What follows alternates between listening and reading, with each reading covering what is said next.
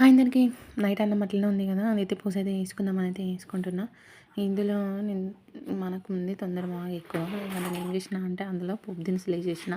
మర్చిపోయి ఇక చేసేది ఇంకేం చేస్తాం, ఇక చేసేదేం లేక ఇంక అందులో ఆనియన్స్ అయితే యేసేసి ఇంగా చేస్తున్నా. ఇంకొక మిస్టేక్ కూడా చేసిన. ఎండుమిర్చి ఏద్దామనుకున్న అది కూడా మర్చిపోయినా. అది కూడా తర్వాత యాడ్ చేసిన. జీరా కూడా ఏద్దామనుకున్న అది కూడా మర్చిపోయినా. అది మధ్యలో యాడ్ చేసిన. నిజంగా ఇన్ని మిస్టేక్స్ ఎవరైనా చేస్తారా? ఎక్కడో ఆలోచించుకుంటూ ఇట్లా వంట చేస్తే ఇట్లే ఉంటదేమో నిజంగా. ఏదో ఆలోచించుకుంటూ ఏదైతే చేసినా ఇంక పర్లేదు కొంచెం బెటర్ అయింది. తిన్న తర్వాత చెప్తున్నా కాబట్టి చెప్తున్నా.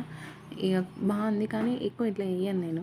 కొంచెం లైట్‌గానే ఏసా. పిల్లల కోసం కాబట్టి కొంచెం తక్కువ వేసా కారం. ఇంక నా కోసం కాబట్టి కొంచెం ఎక్కువనే ఏసుకున్నా. ఇగ ఇంగంతే కదా! ప్రతి ఒక్క ఆడవాళ్ళకైతే ఇంక నైట్ అన్నం మిగిలితే పడేయాలనిపియదు.